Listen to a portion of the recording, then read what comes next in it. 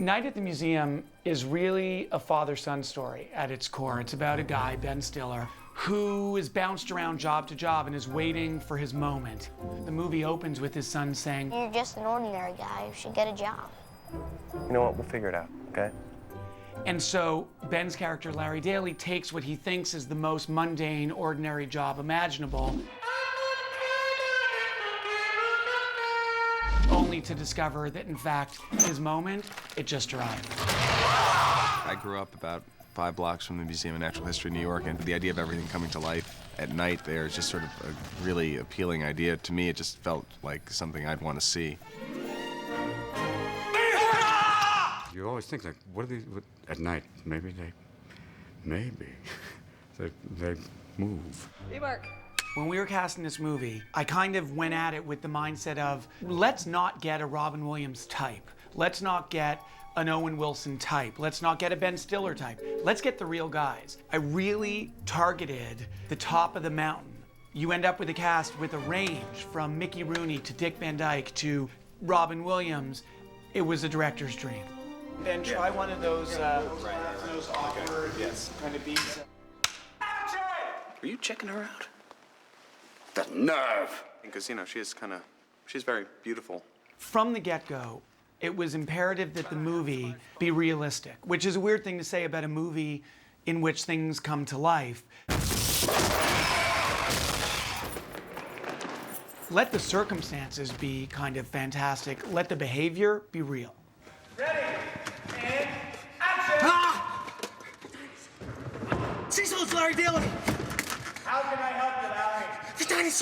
The dinosaur's alive! I mean, that's the thing about Ben. At every turn, he's like, is this believable? Would I say this? Would I do this? Would you? Yeah, I could look after him and then look back at my thing. Yeah. And then, like, I could almost stay on my stomach.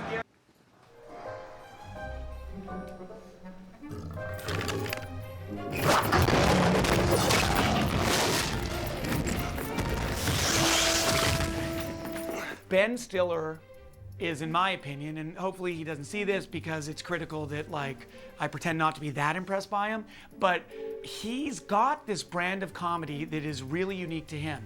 Fetch. He's kind of started a dynasty. His parents, Stiller and Mira, were wonderful. He's inherited that innate sense of timing. Oh, don't do it. We're too old for surprises. Oh, really? I thought you loved surprises.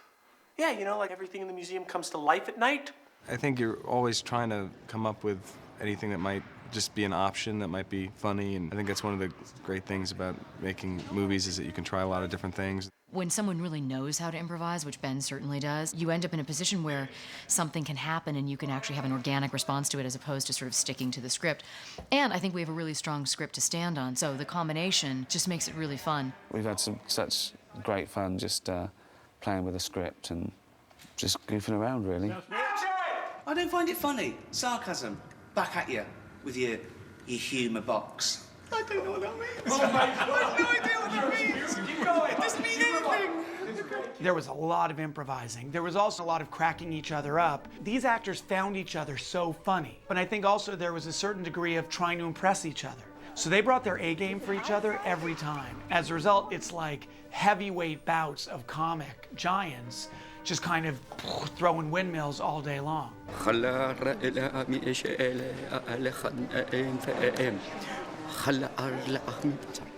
From day one, Teddy Roosevelt had to be Robin Williams. Human progress is measured in footsteps and body lengths. If you can get the inhabitants of this museum to stop fighting, perhaps we wouldn't have to be locked up every night. There's something about Robin where we just knew and he could inhabit this larger-than-life character perfectly. That's true. Teddy Roosevelt did those things. But I'm not Teddy. He's just so perfect for it and was so funny. Getting my bearings, taking a compass reading. I would never check her out. And that quick stream of consciousness he has a difficulty sticking to the script because ideas are popping in his head as he speaks. I think I hear the woolly mammoth. Bye. You're a mime. There's never been anybody like Robin and never will be again. This whole thing for me has been fun because it's like one long Halloween. And I come from San Francisco, and that has a great tradition. He has such a beautiful heart in this character as Teddy. You're worth saving, my dear. Watching him, you forget that that you're not watching Teddy Roosevelt somehow. Hello? Just kidding. When they started talking about casting the roles of the guards, these names came up, like Mickey Rooney and Dick Van Dyke, and I remember Sean and I both just sitting there going, wow, wouldn't that be crazy if we got Dick Van Dyke to be in the movie? I have retired several times in the last 10 years. I can't seem to get it done. But when they sent it to me, it was that rare thing, a really good family movie, which is what I do. I don't do anything else. So I said, I got to be a part of this. You start with 1, 2, 3. Let me guess. 4? What are you, a smart guy? Like anybody else, you go for the interview, and we all sat around a table, and we said a few things and this and that, and the next thing you know, we're all in it. Everybody's going to be just awestruck. And then you come storming over for He Looks Like a Weirdo. He looks like a weirdo. We grew up watching these guys. They taught us all a thing or two about professionalism and, above all, just love of the work. When I was a kid, I loved Laurel and Hardy and Buster Keaton and Harold Lloyd and all those guys. I loved to do falls and take pies in the face and that kind of thing. So my stuff was pretty physical. Dick Van Dyke, I watched the shows. He's funny. He's always funny. He's like a life force. With Mickey, you have to realize he's history. He's Hollywood history. I mean, you think of all the people he's worked with. You know Judy Garland, man. Dude. President Roosevelt, this is my friend Rebecca. An honor. Hi. Carla Gugino plays the docent at the museum. I know what you're saying. What's a docent? I have no idea, but it's in the script. It says she's a docent, and apparently it's a really attractive woman who knows a lot about history. Sacagawea was the woman who led Lewis and Clark on their expedition to find the Pacific Ocean. It's interesting because this character really, to her, history is alive. And of course, to Ben's character, it literally is coming to life. So they have this thing to bond over even though she doesn't know that that's actually happening. And Carla, she came in to a land of comic giants, and she did it. She was fantastic. What's happening? This is a museum. Do you know what museum means? It doesn't mean, ooh, Daddy, it's a big Tyrannosaurus thing. Ricky Gervais, who plays McPhee, who's my boss, Ben and I had a couple of scenes with him together, and literally we could not keep a straight face. I mean, we had to do take after take because either Ben would crack up or I would crack up. Ricky Gervais has a problem. It's impossible to do off camera for him. Yeah, He's really. too funny. Ask him, he'll tell you he's not a professional actor. Because a professional actor would never crack up. I've never cracked up. You've never cracked up. Never. It was 2 days' work and £4 million, which I think is called a cameo. Although Ben Stiller says I'm an extra. He cracks up literally every take. And himself. Well, my basic problem with it as an actor is I still find everything funny. I can't suspend my disbelief. I look around, there's people with cameras and crew, many of them with beards, walking around. I go, well, this isn't real. Maybe save the funny till the turn. You're going to think he's trying not to be funny, but he's still a short, fat man. Annabelle. Yeah! Come on, Archie! At your service, Gigantor. How can we be of assistance, my liege? We had these rolls of Octavius and Jedediah. These are literally 3-inch tall plastic figurines that come to life. You guys got the whole room to run around in. You don't have to be near each other. What, you mean you're gonna let us out? We got Steve Coogan and Owen Wilson. Every scene where they're talking with Ben, they weren't even in the country. But it's not just that, it's that Ben would improvise 15 versions of that conversation. Okay, Octavius, you have to stop. All right, listen, buddy, you gotta stop, okay? Because there's nothing behind the wall. All right? It's just there's cabling, we got wires, it's like 4 feet of concrete. It's a dead end, literally. I mean, you're not going anywhere. We'll try it one more time. So I had to get appropriate responses from Steve and Owen, and the results are incredible. Those performances are highlights of the movie. Rado, now it's time to let Smith & Wesson do the talking. Those guns aren't even real. Oh, this isn't real? Take a look at this. Don't trick me. Ready? And what are you doing? Put me down. Don't manhandle me or I'll shoot you in your eye. Your little captain doesn't scare me. Oh, yeah, well, it should. Yeah, keep shooting. Nothing's gonna happen. Harry, you just focus on the flag. Thank you. And Matthew, I want you really pounding your chest, very King Kong. Sean definitely has, I think, a very clear vision of what's going on and a love for actors. No way! Sean is the most energetic director I've ever worked with, the most energized person I think I've ever met. He's like the Energizer Bunny times 1,000 in terms of his energy. And I mean that in a good way. He has that wonderful youthful exuberance and ambition about this movie. And he is so into it and so excited about it. He's young, and he's interpretive, and he's pleasant to work with. In the midst of a special effects movie, it's the hardest thing of all to keep track of characters. And that's what he's been doing, is making sure that everything has a kind of a connection and a base. As outrageous as it is, they still connect. Teddy! Teddy, if you're out there, I need you, pal! I had a ball making this film, and I say that even though it was by far the hardest movie I've made. I think it's the movie of which I'm most proud because we decided going in that we were just gonna get it right. And as a result, what's on this screen is as close to what was in my head as anything I've ever made.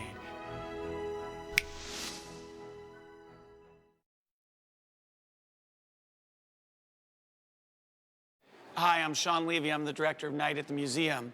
And welcome to the museum, our fictional Museum of Natural History. If you want to take a better look, you'll see behind me, we have this beautiful museum. In fact, it looks so real that it's easy to get fooled into thinking it is real.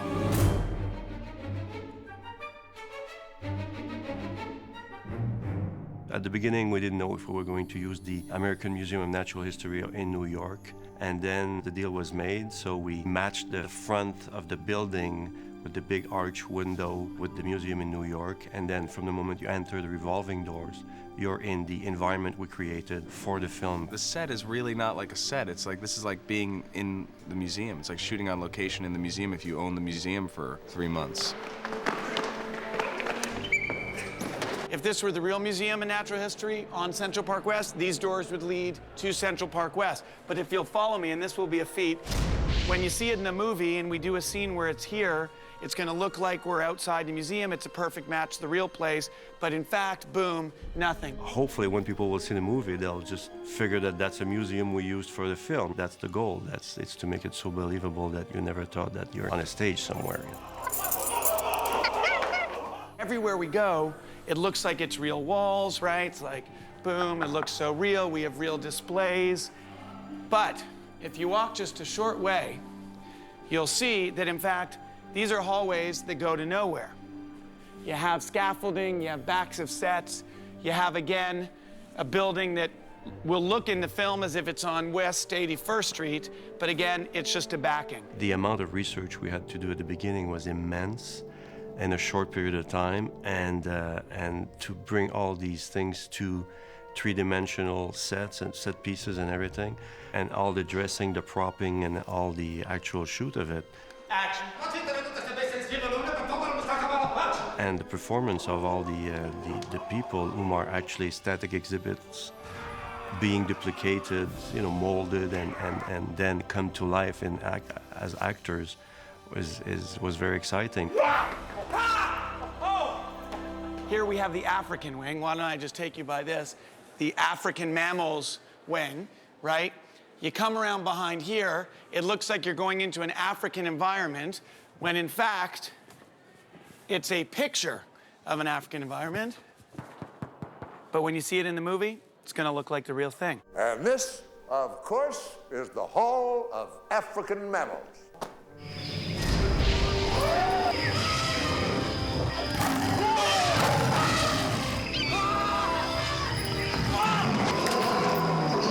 This is the diorama room.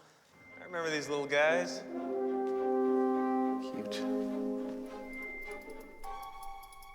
We have the diorama rooms with all the little miniature models and everything.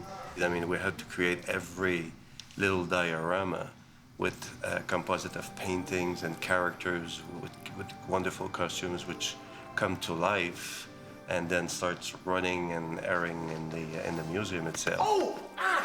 Man! don't take that the wrong way. I'm just saying you're miniatures. Silence! The miniatures were a work of love, really. This is one of the most important scenes of the film. It's the voyage of Gulliver. You know, it's like he's being taken as a prisoner by all these little miniature people. Hard time, boys! It required lots of caring and detailing and everything, and the work was really nicely made. It really is pretty amazing the kind of extent to which the illusion is sold. For instance, here we have a cool shot, the back of one of the displays. So here, for instance, you've got a Neanderthal display with the museum on the inside, but if you just turn a few feet to the right, you're now in another set, and you're in the director of the museum's office. So, as I said, a very convincing job of a fictional world brought to life for you, the viewer. Any explanation at all? Got nothing. Here we have Teddy Roosevelt, one of our great American presidents. But is it Teddy or is it not Teddy? In fact, it's Robin Williams as a wax sculpture as Teddy Roosevelt. Bully! Over here we have a dinosaur skeleton. It's pretty impressive. What's a little scary, though, is the first time we rehearsed a scene where Ben was considering touching the dinosaur, you touch its tooth, and as you can see, it makes the whole thing shake. So at one point we were wondering what would be the size of that T-Rex. Obviously we had some pretty good references in the New York Museum. But on the other hand, our T-Rex had to fit the corridors and had to make sense in its size when it runs around in the museum. So we ended up building a 14 feet tall T-Rex. Basically, what we're doing is we're building the entrance to the Ocean Life Hall. What we did is we sculpted a little styrofoam piece here where we can see the Ocean Life letters molded into a wave, which we are actually constructing full size right behind me. He's going to go in there and he's going to be splashed by the whale, which is in there.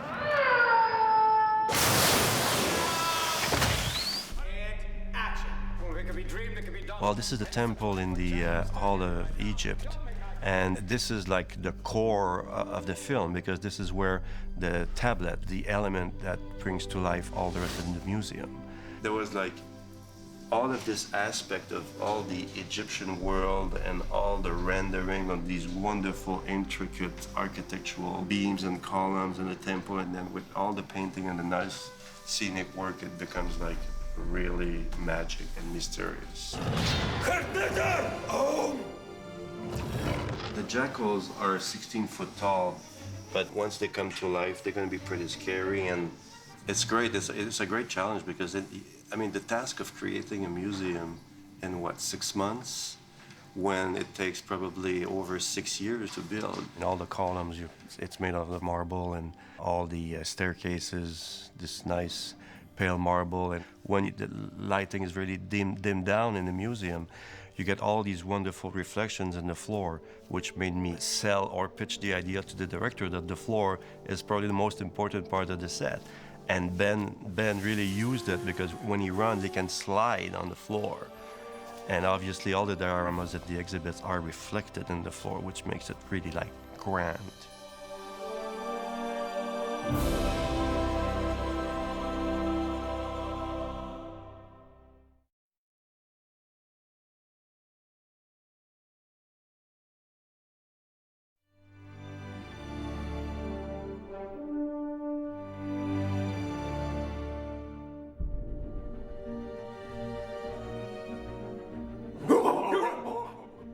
Our costume design was meticulous because on the one hand, you want costumes that are going to be fun, right? You want a costume for Sacagawea or Attila that feels loyal to the way we imagine those people. Now, that's not the same as historically accurate. So Renee April, who did the costumes, really had to do wardrobe that was historically accurate, but she needed to give it twists that made it feel cinematically fun and eye-catching on a movie screen. And I think she blended those priorities really impressively.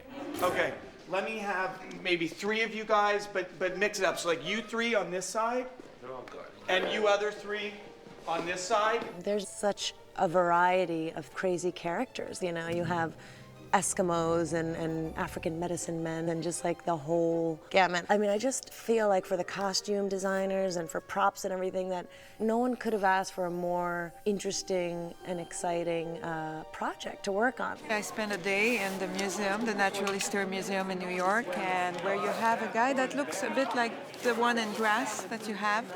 Now the mask and the fingers, you know, I borrowed them from other tribes to make a better costume. The medicine men in the movie, those are actual costumes based on historical research, but it's definitely the fun versions of those. So for instance, when Renee would bring me 12 pictures of African medicine men, I definitely wouldn't pick the boring one. I picked the one where the dude is covered in seashells and burlap. So we definitely stayed historically accurate, but we chose the funner version.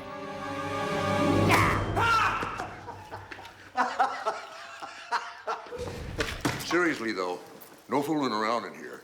This stuff's really old.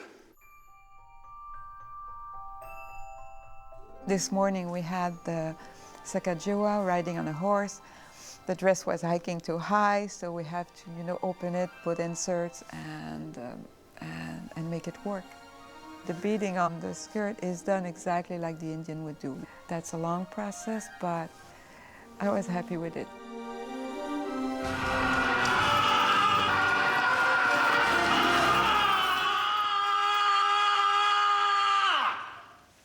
Attila the Hun, there's not really any known picture. There's a bit of I think there's a coin, you know, with it, but I don't think it's even realistic. So, and for the purpose of the movie, we had to make him, you know, more brutal.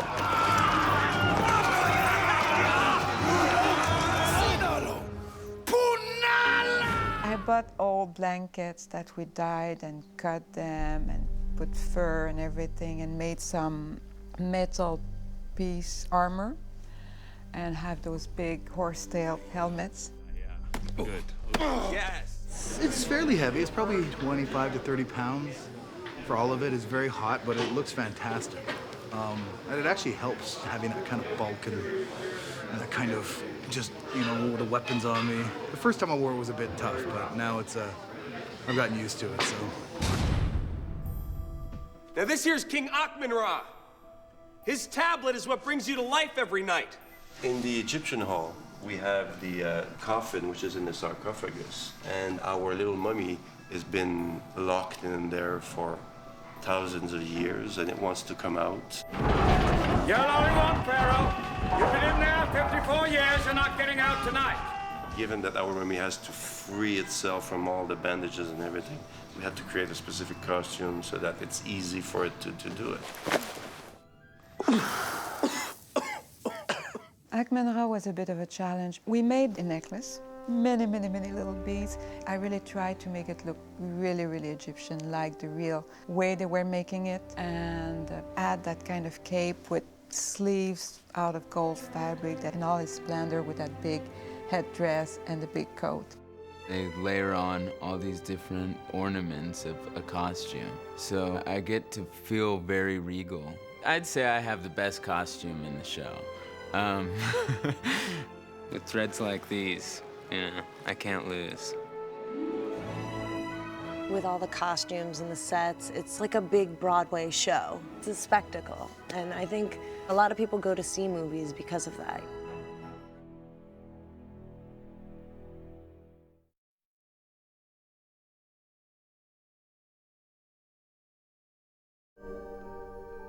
This is gonna sound crazy. You know how they say in certain museums history comes alive? In this museum, it actually does.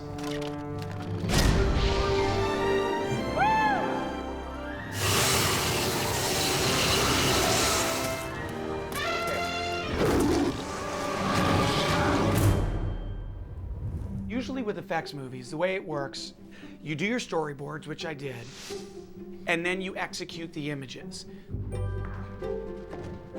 And then you ask your actor to fake reactions to the make-believe. We had a lot of improvisation. So even if we had months of prep on the assumption that, let's say, Ben is gonna get hit by the Tyrannosaurus tail and go sliding across the floor. Well, if Ben and I get there on the day and we see that, oh wait, there's that cool marble staircase, and what if, instead of going sliding, he hits me in the chest, I do a double backflip, land on the staircase, go down the stairs. Best idea wins. Ready, and action. Whoa! Time. We came up with a lot of plans early on and kind of conceptual ideas of what we might do. You've got the furry creatures that are the African animals. You've got the American History Hall that has even more. You got the moose from that room. You know, it was maybe like 3 different mini movies, all in one giant movie. Basically, we did animation tests, and I would show those to Sean, and just by the nature of the show, I think being a comedy, Sean, the director, would go out with Ben, and they would just kind of start brainstorming at the beginning of the day and just walk the set. And then Sean would come over to us afterwards, and it's like, okay, well, Ben just had this really great idea to do this.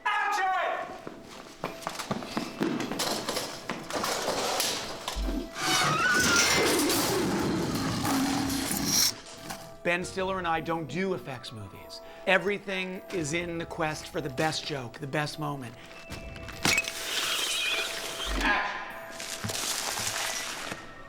It's really been a lot of just acting with things that aren't there yet. 3, 2, 1, Rexy slides in. The T-Rex is totally computer animated.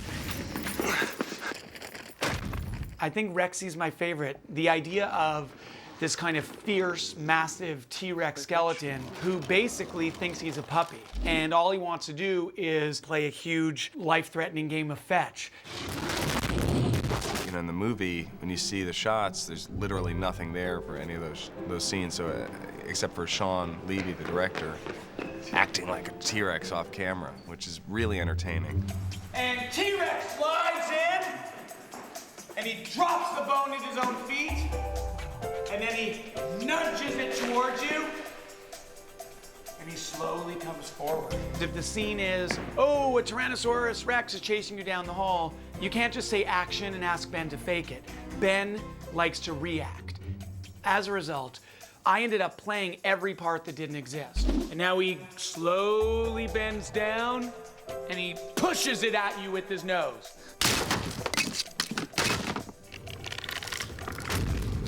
I have a huge career ahead of me in off-camera performances. It'd be better if they had a camera on him. Comes easily to him. I don't know if he worked in a dance troupe or at Disneyland as a character. I don't know, but he has a real affinity for playing off-camera animals. And he runs by you. Cut. Let's just go one more, and that's gonna work great. Reset, reset. We're gonna go back. Good? Hello. So with a film like this, one of the challenges and one of the fun parts about working on it is just the diversity of different types of effects you get to work on.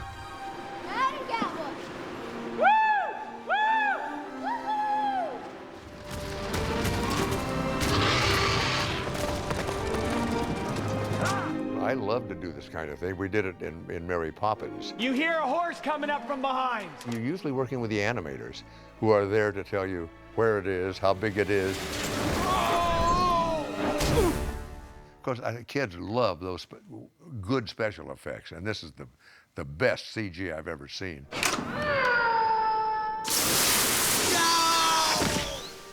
We've got the diorama room where you're, you know, some movies you might just do the Roman army where you just have the centurions and you just do the same centurion over and over and over again. But for this film, we've had the Western expansion, it was like the other diorama. And in addition to that, on the other side of the room were the Mayans. Well, today there's a little battle. These guys here that you see are actually going to be 3-inch dioramans. These little figurines that have all come to life. And action.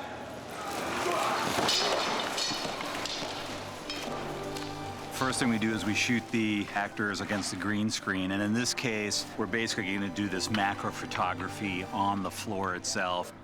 That image will go to compositing, and it's the responsibility of the compositing department to kind of get everything to blend together. There's a lot of tweaking going on with it, but in the end, when you see the final cut, every moment's worth it.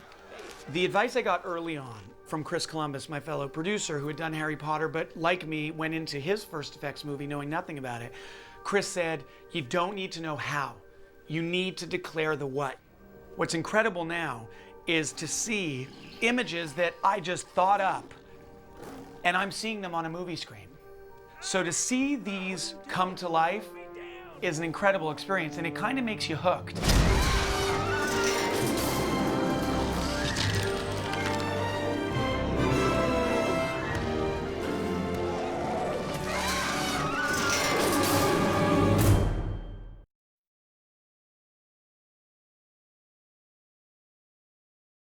Oh, monkeys.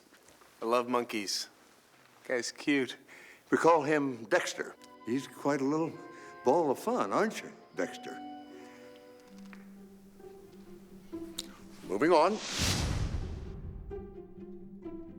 Among the challenges that Night at the Museum posed, one of them was the work with animals, because it's always dicey to work with animals, right? Every director knows that, but this movie, I had this monkey, this capuchin monkey, named Crystal in real life.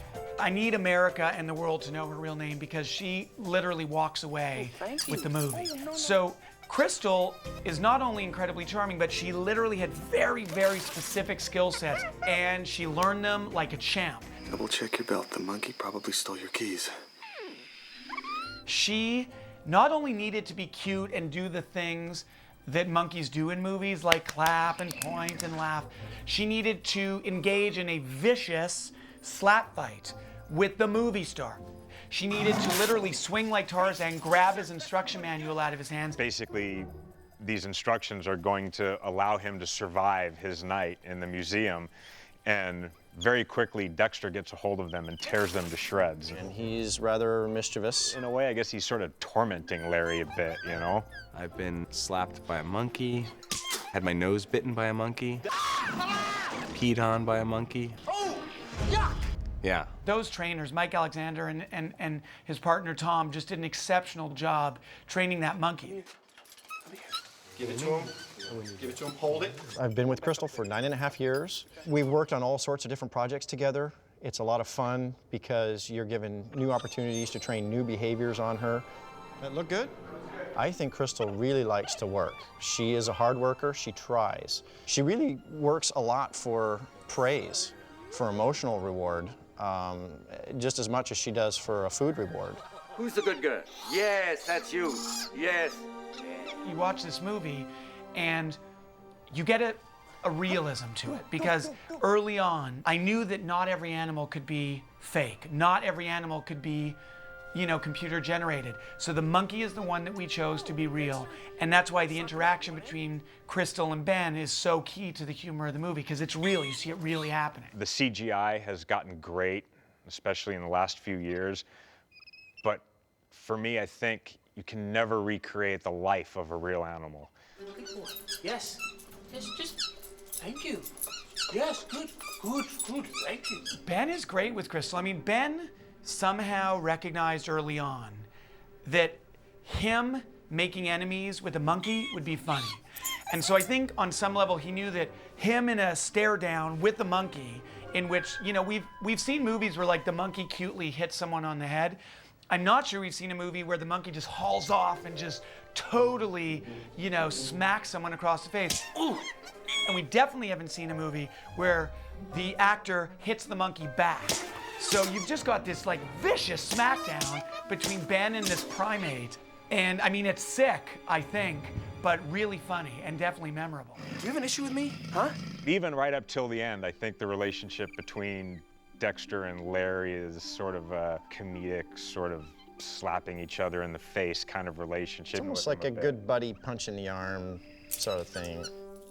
I don't think so. Looks like Uncle Larry pulled a fast one on little Dexy. Those are baby keys for little baby. So have fun playing with your baby keys, little baby monkey. Maybe tomorrow night I'll bring you a little baby diaper so you can go poo-poo with it. Then I'll change it for you. And then I'll give you a little tickle because you're a cute little baby. Sean Levy, the director, he did most of Dexter's off-camera work in the movie because Dexter had a very rigid contract. They call it 10-hour portal to portal, has to be home. I guess he's got a family life. He won't, you know, 6:30 hits, he's off the stage, whether you're in the middle of a scene or not, he just walks. So a lot of the time I'm doing over the shoulders with another monkey that's not him. which is weird, you know, because all of a sudden, like, I'm doing scenes with Dexter, and all of a sudden it's like this other Capuchin that doesn't act, which is hard. It makes it harder. And I understand it because he's a big star, Dexter, and everything, but it's unfair to the human actors who don't have that in their contract. Are we ready to shoot? Yes, we are. You ready to shoot? Up, pictures up. Picture is up. Very quiet. Monk will be off. Nobody move. Oh. Wow. She smacked me on purpose.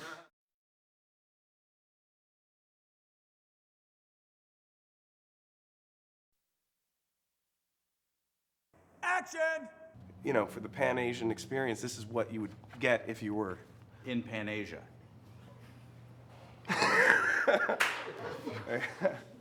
Where are we? We're gonna have to turn around again. That's where we are. We're gonna be here all night. That's what it is. Ah! Wait a minute. I swear to God, you can't get out of this.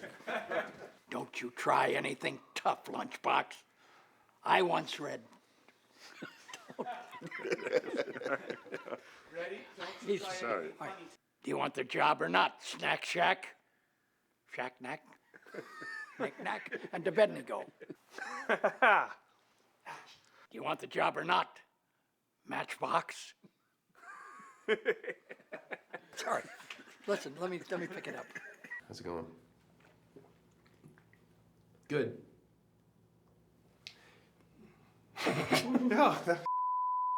Chile, right? Chile, Chile, Chile. Willie the penguin. Chile, Willie the penguin.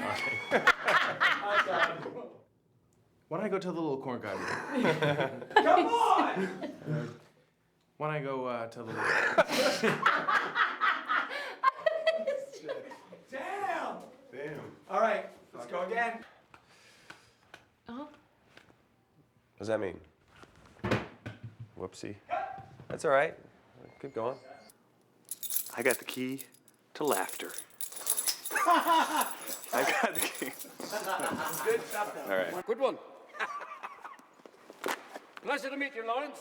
Key to self-reliance is a vigorous life, and my pants are split so hard I can actually see. So that means I'm in charge of all of this? I'm in charge of...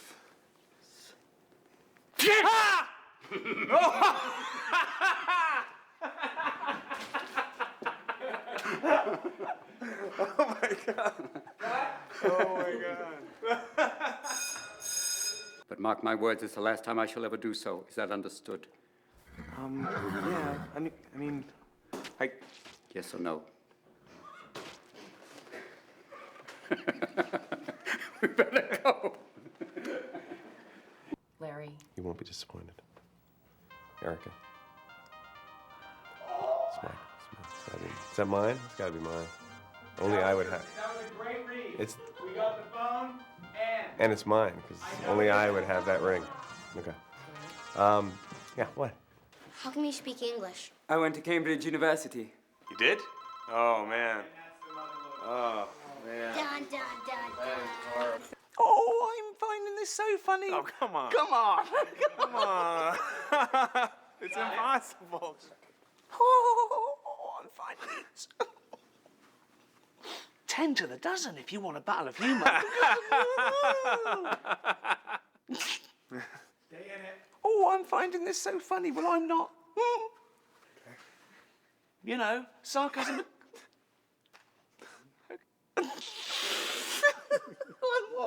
Oh, I'm finding this so funny. Oh. Everyone finds you so funny. Because if you think a museum was built... Sorry! Can we go again? Yeah. Sorry! It was... All right. Good. Noose it up. Hear me? Okay, Gus. Yeah. Open collar. Thinks he's going to a hawk shop. I'm sorry.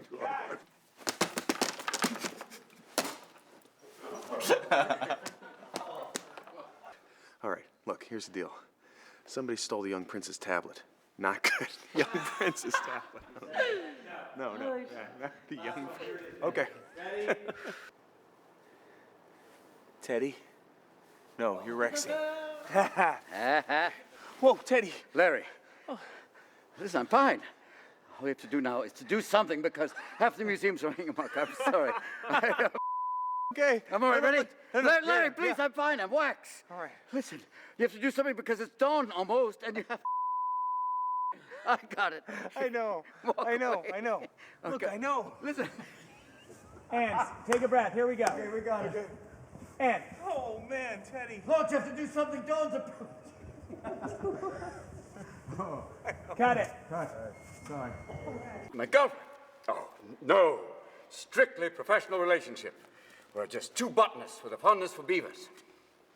Of course. Hey. Hey. Picking it up. Beautiful. Come on, get that. That's yeah. Big time acting. Whoa. Who loves you, baby? I'm covered in. Talk about coverage. Stay. Fully covered. Stay. Yeah, and a two-shot, too. Stay. Stay.